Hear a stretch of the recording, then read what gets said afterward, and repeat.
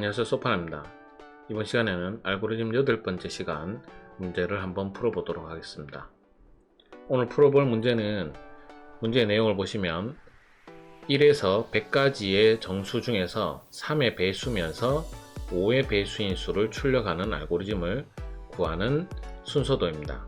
이 순서도를 보시면 우선은 문제에서 3의 배수이면서도 5의 배수인 수를 찾아야 되는 것이 특징인데요. 프로그래밍 언어에서 배수를 구하는 방법은 바로 3으로 나눴을 때 나머지가 0이 되거나 5로 나눴을 때 나머지가 0이 되는 수를 우리는 3의 배수 또는 5의 배수인 수라고 얘기를 합니다. 그래서 우리가 사용하는 변수의 이름을 보시면 i는 1 증가 변수면서 수1, 수2, 수3라고 하는 3개의 변수가 나머지 값을 기억하는 변수라고 되어 있습니다.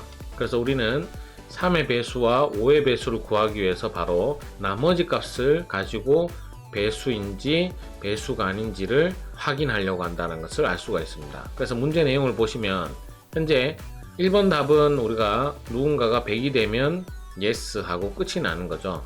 끝이 나는 것은 지금 신경 쓰지 않으셔도 되니까 두 번째 i는 이라고 2번에 문제가 나왔습니다. i는 1증가 변수로 사용한다라고 되어 있기 때문에 2번의 답은 i는 i 플러스 1에 해당되기 때문에 이번에는 i 플러스 1을 넣으셔야 됩니다. 우리가 시험장에 잘못하는 것 중에 하나가 2번 답은 i는 i 플러스 1이 들어가네? 그럼 난 답을 i는 i 플러스 1이라고 적으시면 안 됩니다. 정확한 답은 i 플러스 1만 넣으셔야 된다는 것 기억을 하시고요. 그 다음에 3번 같은 경우는 3번의 내용을 보시면 i 모드 그 다음에 3이라고 되어 있습니다. 이 내용은 뭐냐면 i를 3으로 나누라 라는 뜻입니다. 다만 이 모드라고 하는 함수는 나머지를 구해주는 함수입니다. 그러니까 내가 3으로 나눴을 때 만약에 i가 10이라면 3으로 나눴을 때 몫은 3이지만 나머지는 1이죠. 그래서 저장되는 값은 1이 저장이 되는 겁니다.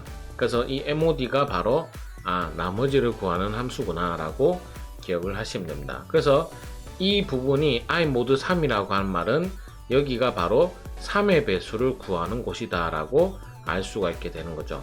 그럼 우리는 이 문제에서 3의 배수만 구하는 것이 아니라 5의 배수도 구하기 때문에 4번의 답은 자연스럽게 우리가 유출을 할 수가 있습니다. 바로 i 모드 5라고 우리가 유출을 할 수가 있죠. 자, 그런 상태에서 3번의 답은 어딘가 저장이 되는 거고요.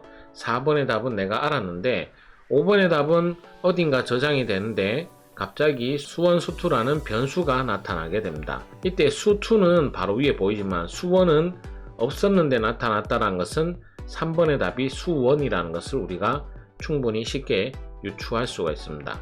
자, 그런 상태에서 우리가 지금 현재 2번, 3번, 4번까지 답을 우리가 유추해냈는데요. 그럼 5번의 답은 뭔지는 모르겠지만 그 밑에 보시면 갑자기 우리가 분기문에서 수3은 이라고 해서 어떤 수가 수3과 같으면 출력 i 해서 i 값을 출력하겠다라고 분기문을 만들었습니다. 이렇게 만들게 되면 갑자기 수3이 나왔다는 것 자체가 위에서 수3이 없었기 때문에 5번의 답은 우선은 수3이라는 것을 알게 되었고요. 그럼 6번의 답이 뭔지를 우리가 유추해내야 되는데 이 문제의 정확한 내용은 3의 배수면서 5의 배수인 수를 출력해야 됩니다.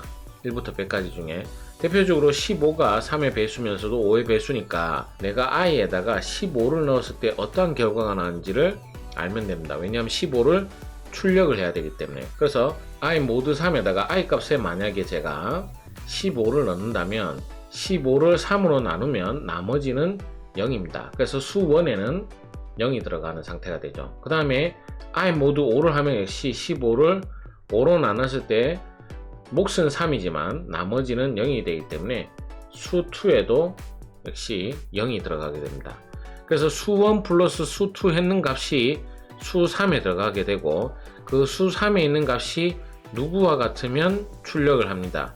이 말은 지금 현재 15는 무조건 둘이 더있는 값이 수3이 되고 수3이 바로 0이 되면 출력을 한다는 거죠. 왜냐하면 3의 배수면서 5의 배수인 수들은 당연히 나머지가 없기 때문입니다.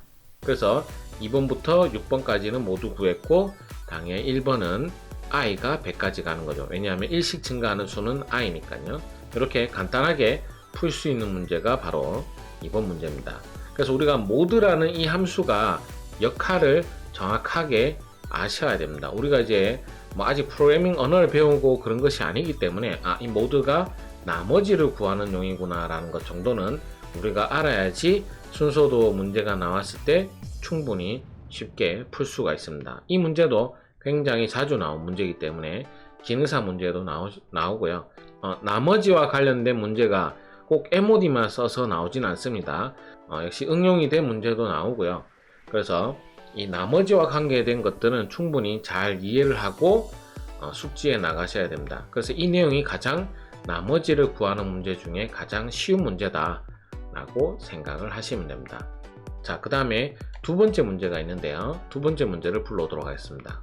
자, 두 번째 문제를 보시면 문제 내용 우선 확인해 보겠습니다. 아래의 순서도는 2하고 느낌표가 붙어 있죠.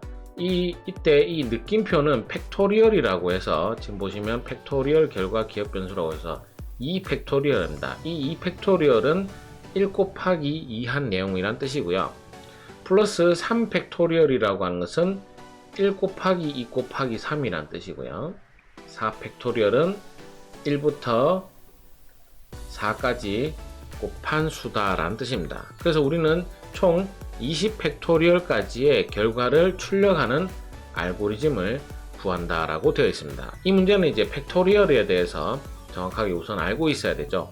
그래서 이제 이 시험을 치던 학생들 중에 초등학생도 있었는데 초등학생들한테 팩토리얼을 설명해 주는 것이 가장 어려웠었습니다. 하지만 역시 한번 설명을 해주면 또 이제 그 나이 때는 금방 또 익히니까 외우더라도 충분히 알 수 있는 내용입니다. 자, 그래서 팩토리얼이라고 한다고 해서 크게 다른 점은 없고요. 쉽게 얘기해서 이 문제도 수열이라고 생각을 하시면 됩니다. 그래서 수열 문제는 내가 우선은 처음에 들어와야 되는 수를 알고 있기 때문에 그 수를 대입을 해서 거꾸로 문제를 푸셔야 됩니다. 처음에 우선은 sum은 합계 변수고요. f는 각 항의 팩토리얼의 결과가 기억되는 변수라고 되어 있습니다. 그 다음에 i는 1 증가 변수로 쓰고 있다는 거. 그래서 1번의 답은 무엇인지 알 수 없지만 2번의 답은 우리가 충분히 i 플러스 1로 유출을 할 수 있는 상태입니다. 그 다음에 3번의 답은 마지막에 알면 되죠. 스톱이 이제 끝나는 부분이니까.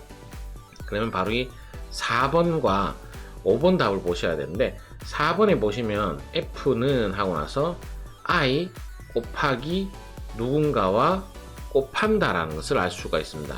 그리고 이 f가 분명히 항, 팩토리얼의 결과를 기억하는 변수라고 했기 때문에 1 곱하기 2가 저장되는 변수가 바로 f라는 것을 우리가 충분히 유추할 수가 있습니다. 그래서 i는 현재 처음에 i는 1이었고요. 그죠? 그 다음에 i는 i 플러스 1을 했기 때문에 i는 현재 2입니다. 그 말은 여기에 들어가는 수는 무조건 1이어야 된다는 거죠. 왜냐하면 2 곱하기 1이니까 처음에 들어가야 되는 수는 무조건 1 곱하기 2여야 되거든요. 그래서 순서는 상관이 없으니까 얘가 2면 여기는 무조건 1이 되어야 되는 상태입니다. 자, 그런 상태에서 바로 밑에 보시면 sum은 이라고 되어 있습니다. 자, sum이 붙어버리면 우리는 합계니까 무조건 sum 플러스까지는 계산을 하죠. 그 다음에 처음에 들어가야 되는 수는 당연히 2 팩토리얼, 2 팩토리얼은 f죠. 그래서 이 5번의 답은 sum 플러스 f가 됩니다. 그래서 여기까지는 유추가 되는데 그러고 나서 다시 올라갑니다. 올라가고 나서 i 플러스 1을 만나기 때문에 이번에는 i가 3이 되는 상태가 되죠. 그래서 i가 3이 되면 그 말은 여기에는 누가 되냐면 1 곱하기 2가 돼야 됩니다. 왜냐하면 우리가 3 팩토리얼 값은 1 곱하기 2 곱하기 3을 받아야 되기 때문에 3은 이미 i가 여기 해 먹었으니까 i가 3을 했으니까 얘는 1 곱하기 2가 돼야 되는 상태죠. 그래서 처음에는 1, 그 다음에는 1 곱하기 2가 돼야 되는데 이미 이쪽으로 올 때 1 곱하기 2는 그 전에 누구한테 있었죠? 바로 f한테 있었습니다. 그렇기 때문에 i 곱하기 f가 되는 거죠. 그래서 f가 지금 현재는 1 곱하기 2에다가 i에 해당되는 곱하기 3을 붙임으로 해서 1 곱하기 2 곱하기 3을 다시 f에 저장을 하는 거죠. f에 저장을 하고 그러고 나서 sum 플러스 다시 f가 되면 이번에 f는 1 곱하기 2 곱하기 3이니까 이 모두가 sum에 저장이 되는 거죠. 또 돌아가면 i는 이번에 4가 되고 결국 f는 이번에는 1 곱하기 2 곱하기 3이니까 여기 곱하기 4만 갖다 붙여서 sum해 주시면 되는 문제입니다. 그러면 1번의 답이 알게 되죠. 왜?